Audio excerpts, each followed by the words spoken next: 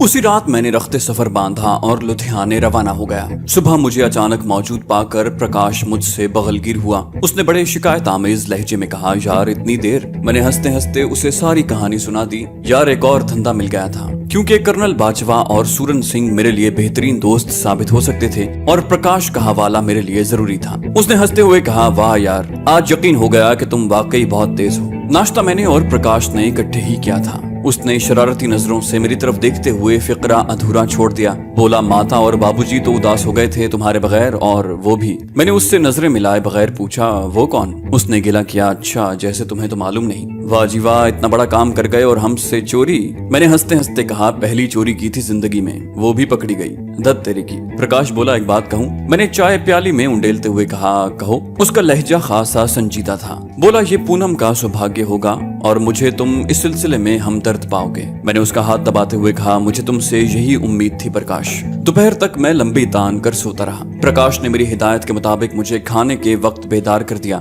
नहा धोकर मैंने खाना खाया। पूनम की छुट्टी का वक्त हो चला था। मैंने उसके कॉलेज का रुख किया। कॉलेज में ऐन छुट्टी के वक्त पहुंचा। मुझ जैसे सैकड़ों मुश्ताकान दीद ने पहले ही कॉलेज का घेराव कर रखा था। साइकिलों पर सवार और पैदल भारतीय महिलाओं की टोलियां खैरात हुस्न बांटती, मुस्कुराती, एक दूसरे से अटकेलियां करती कॉलेज के दरवाजे से बरामद होती और कॉलेज के बाहर पहले से इंतजार में खड़े अपने प्रीतम के हाथों में हाथ डालकर अपनी राह लेती। करीबन 10 मिनट के जानलेवा इंतजार के बाद पूनम लड़कियों के एक झुरमुट से नमूदार हुई। वो अपनी साथियों में बिलाशुबा उनकी मलिका दिखाई दे रही थी। जैसे वो उस दरख्त के नजदीक पहुंची जिसके नीचे मैं सरापा इंतजार बना उसका मुंतजिर था, मैं अचानक उसके सामने आ गया। हैरत और खुशी के मिले जुले तासुरात उसकी खूबसूरत आंखों में लहराए। उसने संभलते हुए मेरे प्रणाम के जवाब में हाथ जोड़ दिए, नमस्कार। उसके मुंह से बमुश्किल निकला, आप यहाँ? मैंने उसका फिक्रा उचक लिया। वापस चला जाऊं? वो बोली, परमात्मा न करे, मुझे अपनी आंखों पर यकीन नहीं आ रहा, आप अचानक इस तरह चले आएंगे। उसने खामोशी इख्तियार कर ली।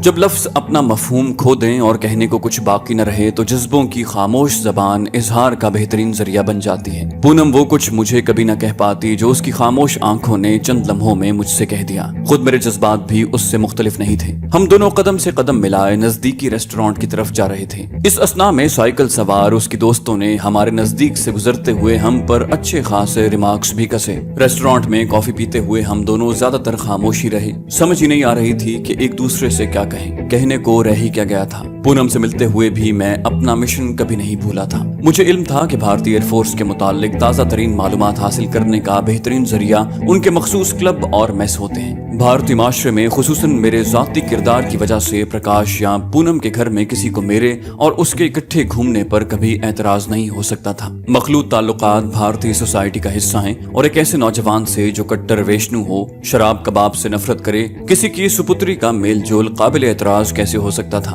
पूनम ने होटल से निकलते ही कहा, मेरे साथ घर चलिए ना। मैंने बहाना बनाकर उसे टाल दिया, शाम को कुछ काम है यहाँ। उसे बस में सवार करके मैं वापस प्रकाश के पास चला आया। प्रकाश ने अपने आप को काम के लिए वक्फ कर दिया था। उस पर दिन रात अमीर बनने का खब्त सवार था। कुदरत ने उसे धर्मवीर की सूरत में जो गैबी इमदाद बहम पहुंचाई थी वो उसका हक अदा कर देना चाहता था। उसे मेरे लाख समझाने के बावजूद शिद्दत से इस बात का एहसास था कि वो प्लास्टिक के कारखाने का इंस्ट्रक्टर से मालिक बना था तो मेरे पैसे की वजह से। अब वो एक एक पैसे की हिफाजत कर रहा था। कारीगरों के साथ वो खुद भी काम में जुटा रहता। मेरी सेल्समैनशिप का वो कायल था और खर्च के तमाम इख्तियारात मैंने उसे सौंप दिए। कारखाना बनने से उसकी तमाम तर समाजी सरगर्मियां मुअत्तल होकर रह गई थी। वो अपना ज्यादा से ज्यादा वक्त अपने काम पर सर्फ करता था। कभी कभी मैं उसे जबरदस्ती तफरीह करवा देता, वरना वो दिन रात ज्यादा से ज्यादा प्रोडक्शन के चक्कर में ही रहता था। वापसी पर मैं उसे जबरदस्ती दफ्तर से उठाकर अपने साथ फिल्म दिखाने ले गया। 6 बजे के बाद फिल्म से फारिग होकर हम दोनों रायकोट चल दिए।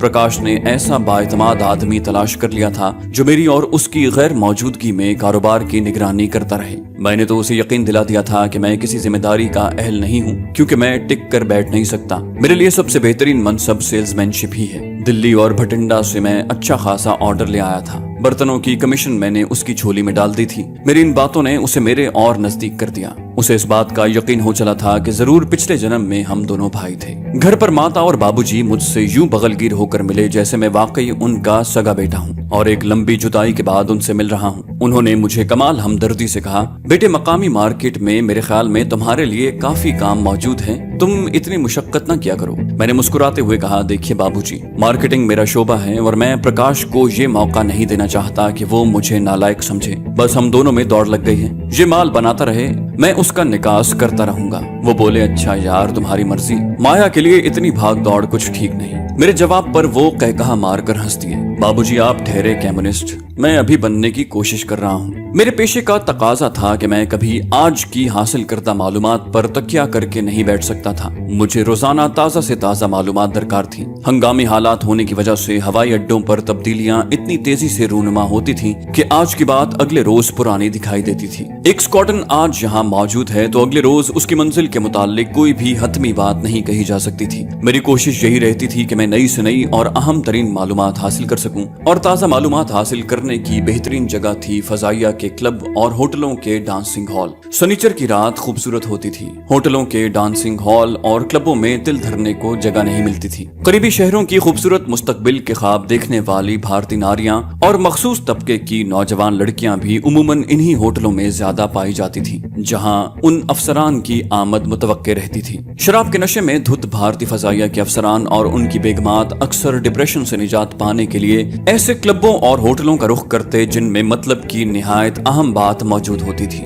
मेरी ख्वाहिश पर पूनम ने वो साड़ी खुसूसी तौर पर पहनी जो मैंने उसे पहली मुलाकात में पेश की थी। पूनम के साथ रात को मैं एक टैक्सी में बैठकर उस क्लब की तरफ जा रहा था जो अफसरान के लिए मखसूस था। मुझे अपना तो इल्म नहीं कि मैं कैसा लग रहा था, लेकिन पूनम के मुताल्लिक ये बात दावे से कह सकता था कि वो भारत की सबसे ज्यादा खूबसूरत कन्या लगती थी। जैसे ही वो मेरा हाथ थामे ऑफिसर्स क्लब में दाखिल हुई, हॉल में बैठे तमाम लोगों की नजरें उसकी समत उठी। उसे देखने वालों में मर्द भी शामिल थे और औरतें भी। हवसनाक नजरें, हासिद नजरें, रश्क भरी नजरें, सभी नजरों ने पूनम का अहाता कर लिया था। हमारे एक कोने में रखी मेज के गिर्द बैठने तक कुछ लोग गर्दनें मोड़े हमें देख रहे थे। उनकी मैली नजरें पूनम को समो लेना चाहती थी। पूनम लोगों की तरफ पीठ करके बैठ गई, बोली, मुझे तो बड़ी लाज आ रही है। मैंने मुस्कुराते हुए मेज पर रखा मेन्यू उठा लिया और मुझे मजा आ रहा है। चंद मिनट के बाद ही एक मौतब बहरा हमारे सर पर मौजूद था। मैंने पूनम की ख्वाहिश पर सिर्फ कॉफी का ऑर्डर दिया। मैंने उनकी हालत इज़ार पर तबसरा करते हुए पूनम से कहा, कितने काबिल रहम हैं बेचारे, इतनी सुंदर देवी को मेरे साथ देखकर ये जलने के अलावा और कर ही क्या सकते हैं। अभी बैरे ने कॉफी लाकर रखी ही थी कि डांसिंग म्यूजिक शुरू हो गया। मुख्तलिफ जोड़े उठ उठ कर डांसिंग फ्लोर की समत जा रहे थे। पूनम ने कुछ न कहा। यूं लगता था जैसे ये माहौल उसके लिए बिल्कुल अजनबी हो। हमारे साथ वाली मेज पर दो कैडेट्स, जिन्हें शायद हाल ही में कमीशन मिला था, शराब के नशे में अपनी इकलौती पार्टनर को चीख चीख कर अपने कारनामे सुना रहे थे। उन लोगों की शायद ये मुश्तरका महबूबा थी और दोनों नशे की हालत में उनके सामने ज्यादा नंबर बनाने के चक्कर में खासी अहम नौयत की मालूमात उगल रहे थे और मैं बड़ी दिलचस्पी से उन्हें निगल रहा था। पूनम ने कई मर्तबा बेचैनी से पहलू बदल कर अपनी बेजारी का इजहार किया, लेकिन मैंने जानबूझकर उसे नजरअंदाज किए रखा। अचानक जैसे सारे हॉल को सकता हो गया, एक अजीब गरीब शख्सियत दरवाजे से अंदर दाखिल हो रही थी। एक लंबा तड़ंगा ऋषि अंदर दाखिल हो रहा था। शदीद सर्दी के मौसम में भी उसके जिस्म पर कपड़े की सिर्फ दो चादरें थी, एक जो उसने बांध रखी थी और दूसरी उसने अपने जिस्म के गिर्द लपेट रखी थी। ऑर्केस्ट्रा खामोश था। उसके पाँव में पहनी खड़ाओं की आवाज ही सन्नाटे को मजरूह कर रही थी, वरना तो सारे हॉल ने सांस रोक रखा था। उसने अंदर घुसते ही जोर से पुकारा, ओलख निरंजन, महाराज आ गए, भगवान आ गए, परमात्मा आ गए की मुख्तलिफ आवाजों की भिनभिनाहट सुनाई देने लगी। शराबी कैडेट जिसने सारे हॉल के साथ ही चुप साध ली थी, अचानक चिल्लाया, फ्रॉड है ये साला, एकदम फ्रॉड है। जहां जहां उसकी आवाज पहुंची, लोगों ने खूंखार नजरों से उसे घूरा। मर्दों से ज्यादा औरतें उसकी तरफ घूर रही थीं। साधु के हॉल में दाखिल होते ही लोग मुख्तलिफ कोनों से उठ उठ कर उसकी कदम बोसी करने लगे। इनमें ज्यादा तादाद उन नीम बरहना लड़कियों की थी जो खास तौर से शनिचर की रात को यहाँ आया करती थी। कैडेट की बात खत्म होते ही अचानक बार काउंटर पर बैठा एक नौजवान, जो खुद भी कोई ऑफिसर दिखाई देता था, उस तरफ बढ़ा। उसने तेजी से आगे बढ़कर उसे गिरेबान से पकड़कर झटका दिया। वो गुस्से में चिल्लाया, क्या बकते हो? शराब नोशी से उसकी आंखें दहकते हुए अंगारे दिखाई दे रही थी। रुक जाओ बालके, अचानक साधु महाराज चिल्लाया और यूं लगा जैसे दोनों पर सहर तारी हो गया हो। वो बड़े पुरवकार अंदाज में चलता उस मेज की तरफ आया। उसने हाथ उठाकर दोनों से नजरें मिलाए बगैर बड़े पुरसुकून लहजे में कहा, शांति शांति। हमलावर ने गुस्से से कुछ कहना चाहा, प्रभु इसने। साधु ने उसकी बात काटते हुए उसे वापस जाने का इशारा किया। शांत रहो बालके, इस पर क्रोध इंद्री का राज है। परमात्मा इसकी रक्षा करे। उसने अचानक ऑर्केस्ट्रा की तरफ देखकर जोर से चिल्लाते हुए कहा, आनंद मानो, रघुपति महाराज दयानंद जी की जय। सारे हॉल ने नारा लगाया और दूसरे ही लम्हे ऑर्केस्ट्रा हरकत में आ गया। नाचने वालों में जोश खरोश महाराज की आमद से बढ़ गया था। बड़ा हैजान खेज मंजर था। थिरकते जिस्मों का शैतानी रक्स अपने उरूज पर पहुंच चुका था। महाराज ने हस्बे आदत गर्दन झुका ली, फिर वो अचानक मुड़ा और मेरे सर पर बराजमान हो गया। पूनम ने अपने करीब पाकर उठकर उसके पांव छू लिए। मुझे भी बादिल नाखास्ता इस अमल को दोहराना पड़ा। उसने हमारे कंधों पर हाथ रखते हुए कहा, कल्याण हो, कल्याण हो, और हमारे सामने बराजमान हो गया। मैंने दिल ही दिल में न जाने कितनी गालियां उसे दे डाली। उसके यहाँ आते ही मेरे करीबी मेज वालों का सिलसिला गुफ्तगू बंद तो नहीं हुआ था, अलबत्ता उसमें पहले वाली सरगर्मी बाकी नहीं रही थी, क्योंकि उनकी महबूबा भी हॉल में मौजूद दर्जनों खूबसूरत लड़कियों की तरह महाराज दयानंद स्वामी के गिर्द घेरा डाले खड़ी थी। न जाने ये कमबख्त क्या शय थी जिसे देखते ही लड़कियां ऑफिसरों की बगलों से निकलकर उसके पांव में आ बैठी थी। कोई उसके पांव दबा रही थी और कोई उसके चरणों में बैठी थी। मेरे सामने तस्वीर के दो रुख थे। इंडियन इंटेलिजेंस को भी बखूबी इस बात का इल्म था कि ऐसी जगहों का रुख गैर मुल्की जासूस जरूर करते हैं। इसके अलावा भी वो लोग अपने शराबी और बदकिरदार अफसरान को अपने ज़ेरे निगरानी रखते थे और ऐसे मकामात पर जरूर मौजूद रहते थे। स्वामी दयानंद को देखते ही न जाने क्यों मेरे दिल से एक ही आवाज उठ रही थी, इसका ताल्लुक जरूर इंटेलिजेंस से है। अब इसकी अपने नजदीक तशरीफ आवरी को भी मैंने कोई अच्छा शगुन नहीं जाना था। खूबसूरत औरतों का उसके गिरदा गिर्द जमघट्टा देखकर मुझे ये अंदाजा तो हो चला था कि वो किसी किस्म का भगवान है। ऐसे परमात्मा का पूनम जैसी खूबसूरत कन्या के नजदीक बराजमान होना भी समझ में आ सकता था, लेकिन ये बात मेरे पेश नजर थी कि मैं पहली मर्तबा यहाँ आया हूँ और वो भी एक खूबसूरत लड़की के साथ। इन हालात में भारतीय इंटेलिजेंस का मुझे चेक न करने का सवाल ही पैदा नहीं होता था। स्वामी दयानंद की आमद मेरी मेज पर मामूल के मुताबिक हरगिज नहीं थी। मुझे इसका बखूबी एहसास था। मैं भी मोहतात होकर बैठ रहा, खुद को उससे लाताल्लुक जाहिर करके खामखा मुसीबत को दावत देना नहीं चाहता था। मैं भी उस पर मिटा जा रहा था और उसकी अपने पास आमद को सौभाग्य गर्दान रहा था। मेरी शदीद ख्वाहिश पर महाराज ने मेरी तरफ से सोमरस पीना कबूल कर लिया था। हॉल में मौजूद खासे लोग तो पहले ही पूनम की वजह से मुझसे हसद कर रहे थे। अब महाराज की आमद ने मुझे उनकी नजरों में गैर मामूली अहमियत दिला दी थी। जितनी देर महाराज बैठे रहे उन्होंने बमुश्किल चंद बातें ही अपनी तरफ से की थी, वरना तो वो ज्यादातर लोगों की बातों का जवाब ही देते रहे थे। मुख्तलिफ औरतें बारी बारी उनके चरणों में बैठ जाती। स्वामी जी अपनी तपस्या में गर्क हो जाते और अचानक झुककर कोई बात उसके कान में कह देते। औरत बात सुनकर उठती, उनकी कदम बोसी करती और उल्टे पांव अपनी कुर्सी पर वापस चली जाती। उसने अचानक मेरी तरफ नजरें उठाई। तुम बहुत खुशकिस्मत हो बालिके। एक लम्हे को तो मुझे जबरदस्त ज़हनी झटका लगा। जरूर उसकी नजरों में कोई मकनातीसी कुव्वत पोशीदा थी, लेकिन अपनी कुव्वत इरादी को बुरुए कार लाते हुए दूसरे ही लम्हे मैंने अपनी हालत पर काबू पा लिया। वो बोला, सुंदरी को साथ लेकर हमारे आश्रम में आना, महागुरु तुम्हें अपने दर्शन देंगे। उसने फिक्रा मुकम्मल करते ही नजरें झुका ली। पूनम ने नजरें झुकाए हुए कहा, हमारे सौभाग्य महाराज, हम सर के बल आएंगे। ऑर्केस्ट्रा थोड़ी देर के लिए रुक गया। महाराज भाषण देने वाले थे। फिर स्वामी जी का भाषण शुरू हुआ। भाषण क्या था? लग़वियात का मजमुआ था। वो अपने पुजारियों को जिनसी आजादी का सबक दे रहा था और शरीर को फना करके आत्मा की आजादी का रास्पुटीन फार्मूला रामायण और गीता के मुख्तलिफ श्लोकों की मदद से सुना रहा था। जैसे ही उसका भाषण खत्म हुआ, लोग फिर सजदे में गिर गए और स्वामी दयानंद महाराज शांति और कल्याण का राग अलापते वहां से पधार गए। उनके जाते ही नई मुसीबत आ गई। अब लोग हमारे गिर्द इकट्ठे होकर हमें बधाई दे रहे थे, क्योंकि महाराज हम पर खास तौर पर दयाल हुए थे। उनके ख्याल में हम दोनों में से किसी में जरूर कोई गुप्त शक्ति समाई थी, जिसने महाराज को खास तौर से हमारी तरफ मुतवज्जे किया था। जब पढ़े लिखे हिंदू तबके का ये हाल था, तो अनपढ़ आवाम के नजरियात का अंदाजा आप खुद लगा लीजिए। मैंने दिल ही दिल में उनकी जहनी पस्ती पर लानत भेजी और उन कैडेट्स की तरफ मुतवज्जे हो गया जो स्वामी के जाते ही अपनी मुश्तरका महबूबा को गालियां देने लगे थे, जिसने महाराज को देखते ही तोते की तरह उनसे आंखें फेर ली थी। बोला, फ्रॉड है साला, एकदम फ्रॉड, मैं इसे खूब जानता हूँ। अभी उसका लेक्चर जारी था कि अचानक 2-3 नौजवान मुख्तलिफ मेजों से उठे और उस पर पिल पड़े। अपने साथी को पिटता देखकर उसका दोस्त भी मुकाबले पर उतर आया और वहाँ वो धमा चौकड़ी मची के खुदा की पनाह। मैं पूनम का हाथ पकड़कर उसे बाहर ले गया। रात के करीबन 12 बज रहे थे। क्लब के बाहर 2-3 खाली टैक्सियां खड़ी थीं। हम घर रवाना हो गए। पूनम और मैं दोनों अपने आप को इस बदशगुनी का बायस जान रहे थे। मैंने उसका हाथ थामते हुए कहा, तुम्हें तो बोर ही किया यहाँ लाकर। वो बोली, अरे नहीं तो, मैं तो खुद शर्मिंदा हो रही थी कि शायद मेरी वजह से।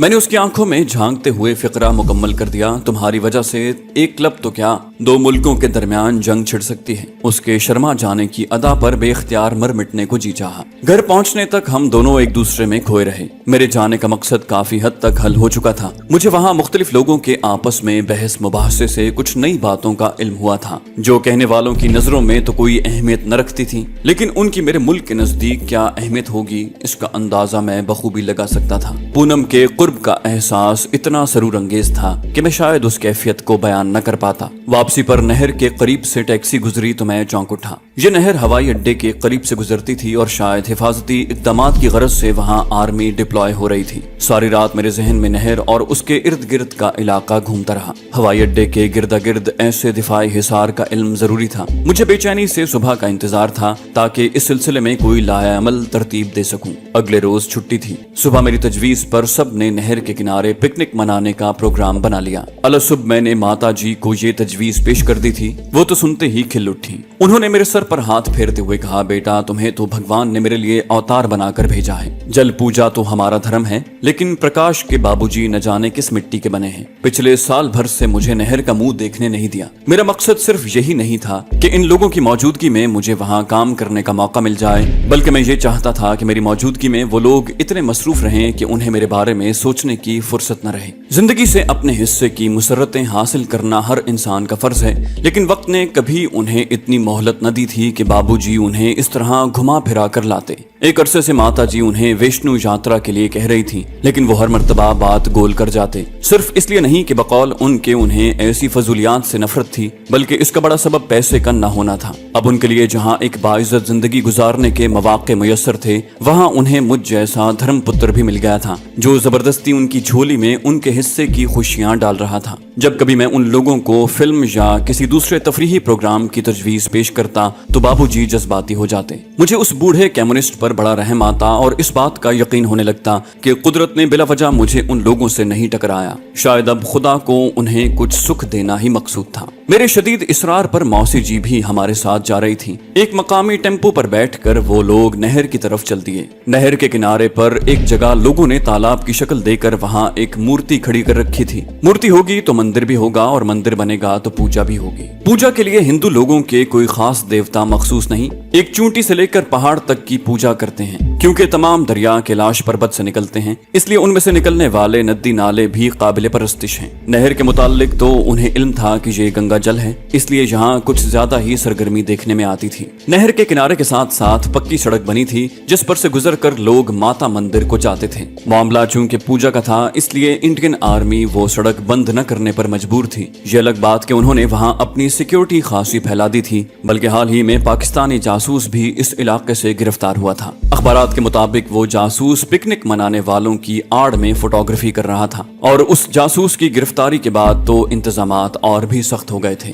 बाकी तमाम लोग तो टेम्पू पर चले गए, जबकि मैं और प्रकाश मोटरसाइकिल पर आ रहे थे, क्योंकि हमें बाजार से कुछ फ्रूट भी खरीद कर ले जाना था। नहर के करीब पहुंचते ही मोटरसाइकिल प्रोग्राम के मुताबिक झटके खाने लगी। प्रकाश ने परेशानी से पूछा, क्या हुआ? मैंने गर्दन मोड़कर जवाब दिया, प्लग कचरा, पेट्रोल में मिलावट या कोई और घपला है। प्रकाश बोला, यार न जाने ये मुसीबत क्यों पाल रखी है बाबूजी ने। मैंने कहा, काश तुमने भी कोई मुसीबत पाली होती। मैंने इस अंदाज से कहा कि वो बेइख्तियार हंस पड़ा। नहर की सड़क पर कुछ दूर तो मोटरसाइकिल चलती रही। जैसे ही एक आर्मी यूनिट के नजदीक पहुंचे वो अचानक बंद हो गई। प्रकाश परेशानी से बोला, कहाँ मरवा दिया साली ने, यार इसमें तो प्लग पाना भी नहीं है। मैंने उसे फ्रूट की टोकरी थमा दी। अच्छा कुछ करते हैं। हम मोटरसाइकिल घसीटते हुए एक एंटी क्राफ्ट गन के नजदीक पहुंच गए, जिसे बड़े खूबसूरत तरीके से कैमोफ्लाज किया गया था। नजदीक ही एक आर्मी ट्रक खड़ा था, जिससे जवान सामान उतार रहे थे। ट्रक पर लगे बटालियन मार्क पर भी लेपापोती कर दी गई थी, लेकिन उसका कुछ हिस्सा अभी तक नुमाया था, जिसका इल्म होना बहुत जरूरी था। सब लोग हैरानी से हमारी संप देख रहे थे। हमने करीब पहुंचते ही उन्हें प्रणाम किया, जय हिंद। 2-3 जवान बोले, जय हिंद। मैंने कहा, सर क्षमा कीजिए आपको डिस्टर्ब किया, एक मुश्किल पेश आ गई थी। मैंने सारा फिक्रा अंग्रेजी में बोलकर उस मेजर पर अपनी अहमियत जतला दी थी, जो उन सब में सीनियर नजर आ रहा था। उसने फराख दिली से कहा, कोई बात नहीं, ऑल राइट। चंद मिनट के बाद ही अपनी फ्रूट वाली आधी टोकरी खाली करवाने के बाद हम उनके एक लांस नायक से प्लग खुलवा कर साफ करवा चुके थे। उसने बड़ी मुश्किल से एक ऐसी चाबी निकाली थी जिससे हमारी मोटरसाइकिल का प्लग खुला और मोटरसाइकिल भी खुद ही स्टार्ट करके हमारे हवाले की थी। जाते हुए एक मर्तबा फिर हमने जय हिंद का नारा लगाया और वहां से चल पड़े। तमाम जुज़ियात मेरे जहन में नक्श हो चुकी थी। प्रकाश ने मोटरसाइकिल के चलते ही एक मोटी सी गाली उन्हें दी और मुंह में बड़बड़ाने लगा। बाप का माल समझ रखा है, वीर जी इन्हें कुछ देने से बेहतर था आप उसे दरिया में फेंक देते। मैंने उसे छेड़ते हुए कहा, यार अपनी सेना से मोहब्बत करना सीखो। जवाब में उसने सेना को 2-3 गालियों से नवाज दिया। ये बात मैंने अक्सर महसूस की थी कि बहुत कम लोग भारत में अपनी फौज से मोहब्बत करते थे,